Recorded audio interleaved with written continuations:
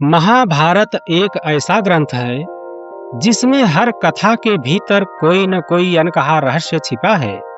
हम सब ने सुना है कि अभिमन्यु अर्जुन और सुभद्रा का पुत्र था, लेकिन क्या आप जानते हैं, कुछ लोक कथाएं कहती हैं कि अभिमन्यु वास्तव में अर्जुन का नहीं, कर्ण का पुत्र था। क्या यह सच है? आज हम इस रहस्य से पर्दा उठाने की कोशिश करेंगे।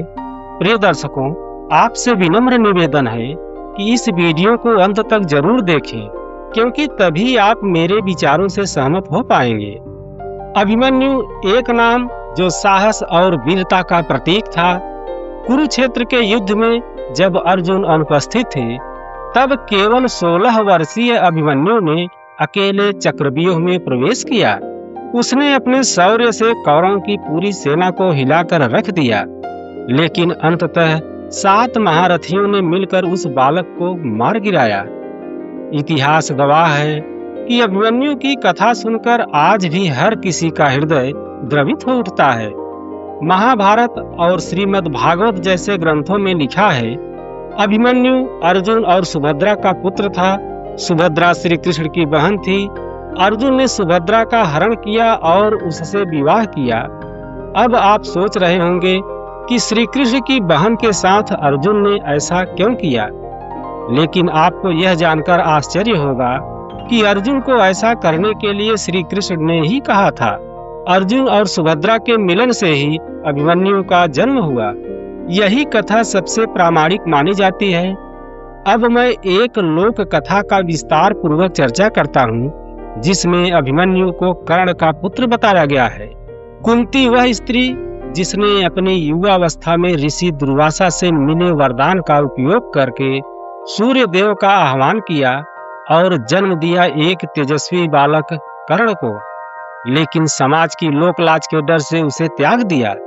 सोचिए, एक माँ जिसने अपने ही बेटे को गंगा के जल में बहा दिया, उसका हृदय कैसे सहन किया होगा। यही टीस, यही दर्द कुंती की आत्मा में जीवन भर चुभता रहा। और वही कर्ण बड़ा होने पर हर सुबह सूर्य देव की पूजा करता था। कहा जाता है कि एक दिन सूर्य देव ने उसे वरदान देने की इच्छा जताई।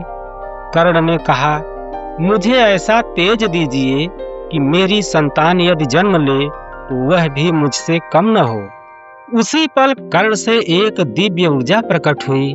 वह ऊर्जा कहीं ठहर न सकी और वर्षों बाद नियति ने उसी ऊर्जा को सुभद्रा के गर्भ में रोक दिया।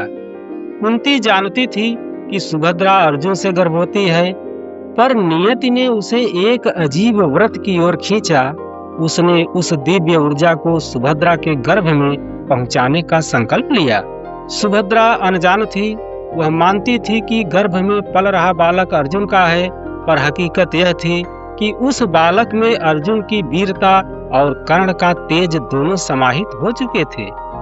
वही बालक बाद में कहलाया अभिमन्यु। अभिमन्यु ने गुरु द्रोण से शिक्षा ली, पर क्या आपने कभी सोचा कि गुरु द्रोण ने उसे चक्रव्यूह से बाहर निकलने की विधि क्यों नहीं सिखाई? क्योंकि उन्हें दिव्य संकेत मिला था कि यह बालक विशेष है, पर उसके साथ कोई बड़ा सत्य जुड़ा हुआ है जिसे उजागर करना उचित नहीं था। कहा जाता है कि स्वयं श्री कृष्ण को भी इस रहस्य की भनक थी, इसीलिए उन्होंने कभी सीधे सीधे इसे सामने नहीं आने दिया। अब आइए उस भयावह क्षण पर, जब अभिमन्यु अकेले चक्रव्यूह में घुसा।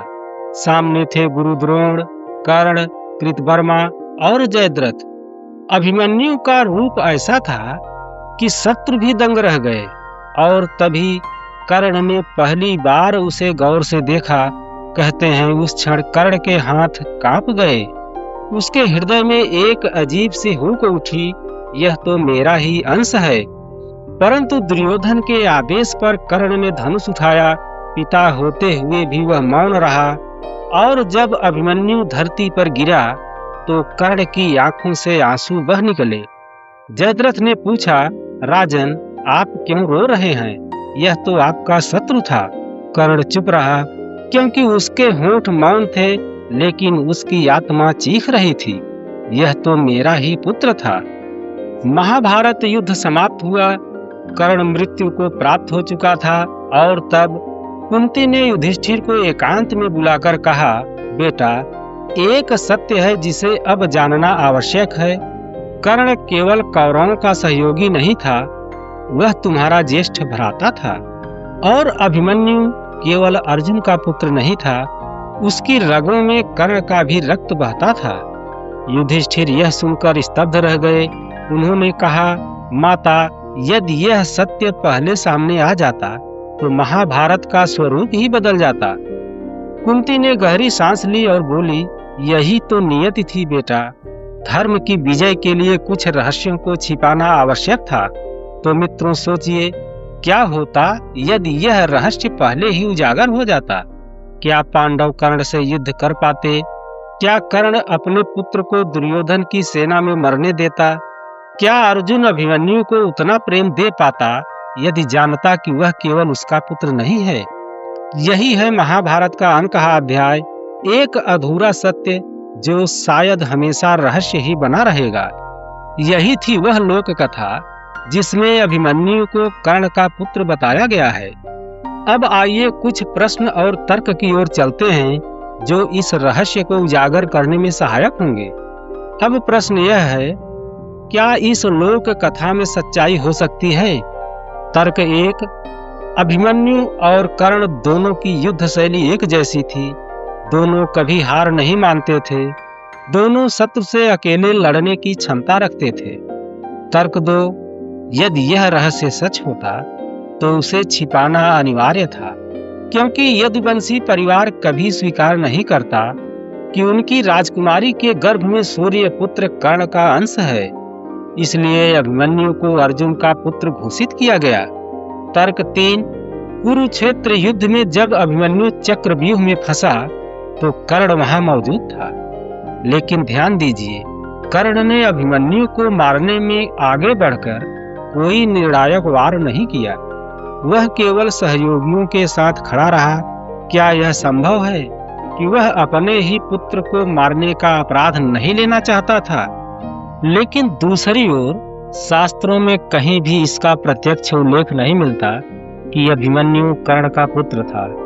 वेद व्यास ने महाभारत को इतनी बारीकी से लिखा कि यदि ऐसा कोई रहस्य होता तो वह जरूर दर्ज करते। इसके अलावा सुभद्रा और अर्जुन का विवाह स्वयं श्री कृष्ण ने ही कराया था। यदि अभिमन्यु कर्ण का पुत्र होता तो क्या श्री कृष्ण स्वयं इस सत्य को छिपाते? फिर भी इतिहास केवल लिखित प्रमाणों पर नहीं टिका होता। कभी कभी लोक कथाएं भी छिपे हुए सच की ओर इशारा करती हैं कि उस समय समाज की मर्यादा के कारण इस सत्य को दबा दिया गया हो। यदि अभिमन्यु वास्तव में कर्ण का पुत्र था तो महाभारत की पूरी कहानी का अर्थ ही बदल जाएगा। तो दोस्तों, सवाल यही है, क्या अभिमन्यु अर्जुन का पुत्र था जैसा शास्त्रों में लिखा है, या फिर वह कर्ण का रक्त लेकर जन्मा था जैसा लोक कथाएं बताती हैं? सत्य शायद कभी सामने न आए, लेकिन यह रहस्य महाभारत को और भी गूढ़ और रोमांचक बना देता है। तो आप क्या मानते हैं, अभिमन्यु अर्जुन का पुत्र था या कर्ण का?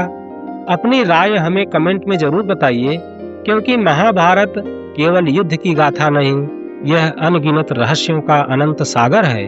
प्रिय दर्शकों, यदि आप मेरे विचारों से सहमत हैं तो वीडियो को लाइक करें, शेयर करें और अपने चैनल अमृतवाणी को सब्सक्राइब जरूर करें। मिलते हैं फिर अगले ऐसे ही वीडियो में। नमस्कार।